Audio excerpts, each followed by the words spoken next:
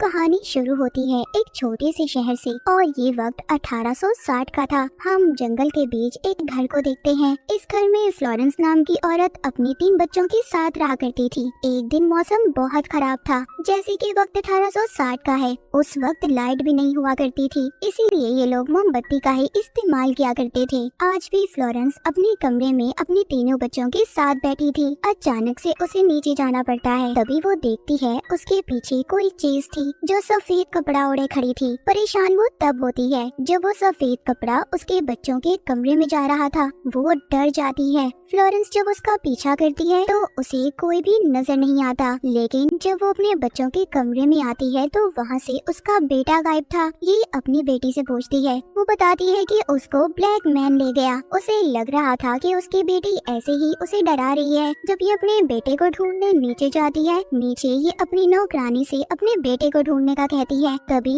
उसे अपने बच्चों के कमरे से दोबारा से आवाज आती है। जब ये कमरे में जाकर देखती है तो वहाँ पर इसे अपना कोई भी बच्चा नहीं मिलता। ये काफी डर गई थी और पागलों की तरह अपने बच्चों को यहाँ वहाँ ढूंढने लगती है। उसकी नौकरानी उसके पास आती है और बताती है कि उसे उसके बच्चे कहीं पर भी नहीं मिले। तभी फ्लोरेंस को अपने पीछे सफेद कपड़ा नजर आता है। जो भी उस कपड़े के पीछे था वो काफी डरावनी हंसी हंस रहा था। फ्लोरेंस को ऐसा लग रहा था कि ये उसका बेटा होगा जो उसके साथ मजाक कर रहा है, लेकिन जब ये कपड़ा हटाती है तो उधर कोई भी नहीं था। कहानी यहाँ से 3 महीने आगे जाती है। हम एक लेडी को देखते हैं जो पैरानॉर्मल इन्वेस्टिगेटर थी। भूत प्रेत आत्माओं के बारे में काफी अच्छे से जानती थी और उनसे बात भी कर सकती थी। वो एक आदमी की मदद कर रही थी। उस आदमी का बेटा भी गायब हो गया था। तभी वहाँ पर फ्लोरेंस आती है। वो उस लेडी से मदद मांगती है, पर वो मदद करने से उसे मना कर देती है। फ्लोरेंस ये सुनकर काफी दुखी हो गई थी क्योंकि उसके बच्चे अभी तक नहीं मिले थे।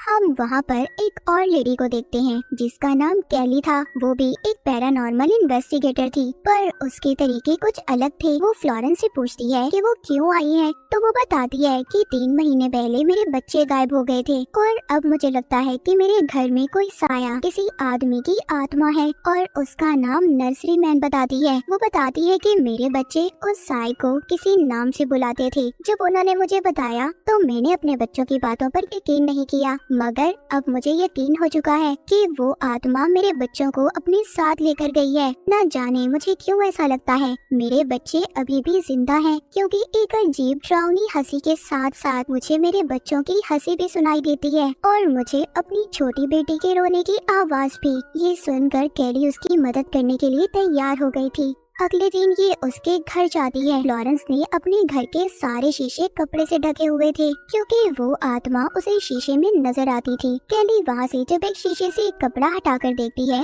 तो उसे कुछ भी नजर नहीं आता। यहाँ पर हमें पता चलता है कि ये घर फ्लोरेंस के हस्बैंड का खानदानी घर था और कुछ सालों पहले इसके हस्बैंड की भी मौत हो गई थी। कैली उससे पूछती है कि तुम्हें अपने बच्चों की आवाज कहाँ पर सबसे ज्यादा सुनाई देती है। वो उसको बच्चों के कमरे के बारे में बताती है। कैली यहाँ पर अपने डॉसिंग रॉड निकालती है। ये वो रॉड थे जिनकी मदद से आत्माओं से बात कर सकते थे। कैली जब बच्चों के कमरे में आती है तो उसे महसूस होता है जैसे उसे किसी ने थप्पड़ मारा हो। कैली फ्लोरेंस के बच्चों से कहती है, क्या तुम लोग इधर हो? अगर हो तो तुम मुझे अपने होने का एहसास दिलाओ। तभी वहाँ पर एबीसी वाले ब्लॉक्स आकर नीचे गिरते हैं। वो लफ्ज बना रहे थे हियर, यानी कि हम यहाँ पर हैं। तभी उसके हाथ में जो रॉड थे वो गर्म हो जाते हैं जिससे उसके हाथ जल गए थे। इसके बाद हम कैली के घर को देखते हैं। वहाँ पर उसका बेटा भी था। वो अपने बेटे को फ्लोरेंस के बारे में बताती है कि उसे मेरी मदद की जरूरत है और अपने बेटे से कुछ किताबें भी लाने का कहती है। उसका बेटा कैली को फ्लोरेंस का खत देता है जिसमें फ्लोरेंस ने लिखा था अब वो अपने घर में नहीं रहना चाहती और उस घर में रहकर इसे अपने बच्चों की याद भी आती है और जो कुछ भी उसके घर में कैली के साथ हुआ वो उसे भी यही कह रही थी कि इस केस से दूर रहो। लेकिन कैली ने इस बात को ठान लिया था कि वो इस केस को हल जरूर करेगी।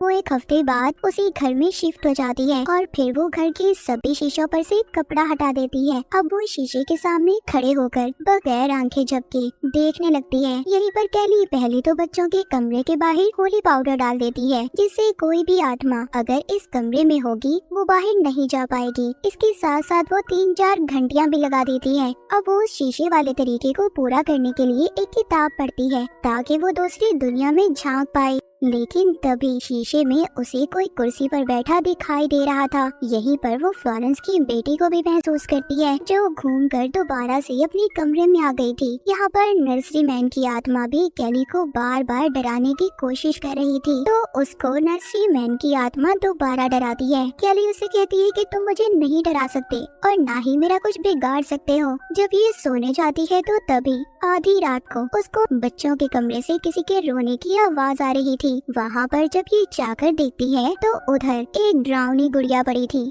अगले दिन कैली जब शीशे के सामने अपनी गर्दन को देखती है, उस पर अजीब से निशान थे और वहाँ पर ब्लॉक्स भी पड़े थे जिनसे लिखा था आई कैन, मैं कर सकता हूँ। जिसके बाद कैली बच्चों के कमरे के बाहर अब कुछ कॉइन सिक्कों को भी रख देती है ताकि वो आत्मा उसे कोई नुकसान न पहुँचा पाए। उसको नर्सरी मैन की बनाई हुई एक ड्राइंग भी मिलती है जिसके पीछे ए लिखा हुआ था। एक दिन कैली का बेटा उसे खत भेजता है क्योंकि उसे एक बुरी औरत के बारे में पता चला था जो काफी वक्त पहले इसी घर में रहा करती थी, जो अब फ्लोरेंस का था। इसीलिए अपने बेटे के बताने पर कैली उस बुरी औरत से मिलने जाती है। वो बुरी औरत उसे बताती है कि मैंने उस घर में किसी की आत्मा को महसूस किया है और कई बार शीशे में भी देखा है। इस बात को 70 साल हो गए हैं, पर आज भी मुझे उस आत्मा से डर लगता है। वो औरत बताती है इसी आत्मा ने मेरे भाई को भी गायब कर दिया था और मेरा भाई आज तक नहीं मिल पाया, जिसके बाद हमने उस घर को छोड़ दिया, नहीं तो वो मुझे भी मार देता। बातों बातों में कैली के हाथ से नर्सरी मैन की ड्राइंग गिर जाती है जिसे उस बुरी औरत ने पहचान लिया था, क्योंकि इस ड्राइंग को उस औरत के भाई ने ही बनाया था जो गायब हो गया था। वो बताती है कि मेरे भाई ने जब सबको इस बारे में बताना चाहा तो किसी ने भी उसका यकीन नहीं किया। कैली उस बुरी औरत से पूछती है क्या इस आत्मा को रोकने का कोई रास्ता नहीं है। बुरी औरत कहती है नहीं, 7 साल पहले भी मेरे पास एक आदमी आया था जो उसी घर में रहता था और उसके बच्चे भी गायब हो गए थे। वो भी मेरे पास मदद मांगने आया था। और यहाँ पर हमें पता चलता है बुरी औरत जिस आदमी के बारे में बात कर रही थी वो कोई और नहीं बल्कि फ्लोरेंस का हस्बैंड था। फ्लोरेंस के बच्चे तो 3 महीने पहले गायब हुए थे, तो उसका हस्बैंड 7 साल पहले अपने बच्चों के लिए इस औरत के पास क्यों आया था, ये हमें आगे जाकर पता चलेगा। जाते जाते कैली को बुरी औरत एक हैरान कर देने वाली बात बताती है कि उस आत्मा ने मुझे निशान दिया था, जिसके बाद वो हर उस इंसान को मार देती है जिसे निशान देती है, पर मैंने उस घर को छोड़ दिया, तभी मैं जिंदा हूँ। जब कैली उसे अपना निशान दिखाती है तो वो बुरी औरत कहती है तुम्हें जल्द ही उस घर को छोड़ना होगा,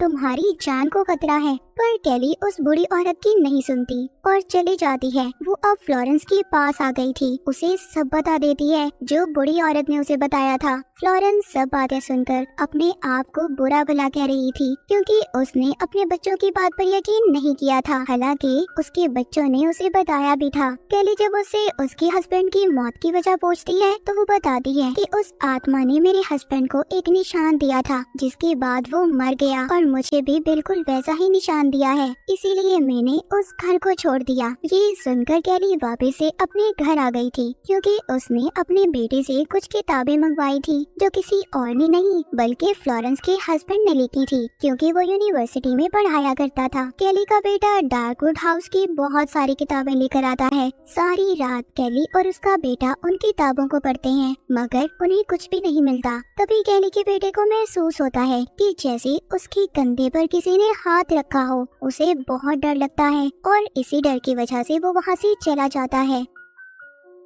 असल सच्चाई कैली को तब पता चलती है जब वो वहाँ पर फ्लोरेंस के हस्बैंड की लिखी हुई किताब पढ़ती है। फ्लोरेंस का हस्बैंड बचपन से ही उसी घर में रहा करता था। वो आत्मा उसको बचपन में भी डराया करती थी, मगर जब वो बड़ा हुआ और उसकी शादी हुई तो वो आत्मा यानी कि जिसको नर्सरी मैन भी कहते थे, उसने उसके बच्चों को गायब कर दिया। फ्लोरेंस के हस्बैंड ने फिर दूसरी शादी की जिससे उसके पास 2 बच्चे थे। इस बार फ्लोरेंस का हस्बैंड उस आत्मा का सामना करने के लिए तैयार था, मगर इस बार भी उसके बच्चे गायब हो गए। फिर उसने फ्लोरेंस से शादी की यानी कि फ्लोरेंस उसकी तीसरी बीवी थी। इस बार भी वो उस आत्मा का मुकाबला करने के लिए तैयार था, मगर इससे पहले वो खुद ही मर गया और फिर फ्लोरेंस के बच्चे गायब हो गए। कैली ये सब जानने के बाद बच्चों के कमरे में जाती है जहाँ पर वो नर्सरी मैन की आत्मा आकर उसे दोबारा से डरा रही थी। जब ये सब बातें जाकर कैली फ्लोरेंस को बताती है तो वो बहुत रोती है और काबू में भी नहीं रहती।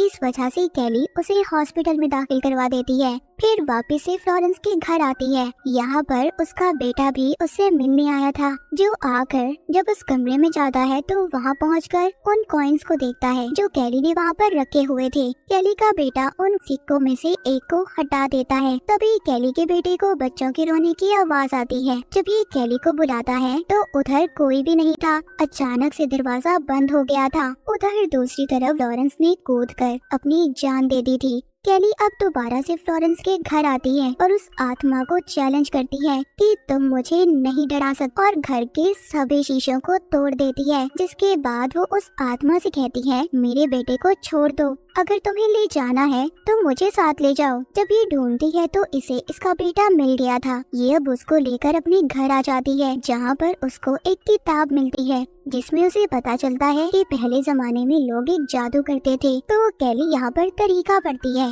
अगर उस इंसान की हड्डियों को निकाल कर होली कर कर यानी पाक कर कर उसे जमीन में दबा दिया जाए तो वो आत्मा आजाद हो जाएगी। ये जानने के बाद कैली अब दोबारा से फ्लोरेंस के घर में जाती है। कैली को ढूंढने पर वो निशान मिल गया था। उसको उस कमरे में से खोपड़ी मिलती है जिसको ये दफनाने के लिए अपने बेटे को दे देती है। मगर जैसे ही ये वहाँ से जाने लगती है, वहाँ पर कोई आत्मा आकर कैली को बेहोश कर देती है। फ्लोरेंस के घर में आग लग गई थी, मगर कैली का बेटा उस खोपड़ी को बाहर ले जाकर मिट्टी में दफना देता है। जिसके बाद कैली के पास हम एक आदमी को देखते हैं जो उसको हाथ देकर उठा रहा था। बाहर कैली का बेटा अपनी मॉम को देख रहा था जो उसे अपनी तरफ आने का कह रही थी। जब ये अपनी मॉम कैली का पीछा करता है तो इसे वहाँ पर कैली की लाश मिलती है। जी हाँ, कैली मर चुकी थी और उसका बेटा उसे उठाकर रोते रोते अपने साथ ले जाता है। यहाँ पर जिसने भी उस आत्मा का सामना करना चाहा वो अपनी जान से गया, मगर उसने मरते मरते उस आत्मा को हमेशा के लिए खत्म कर दिया था। लेकिन बदले में उसने अपनी जान गंवा दी। और जिस आदमी को हमने देखा था जिसने कैली को हाथ दिया था, उसके हस्बैंड की आत्मा थी जो कैली को अपने साथ लेने आई थी। और इसी के साथ ये कहानी यहीं पर खत्म हो जाती।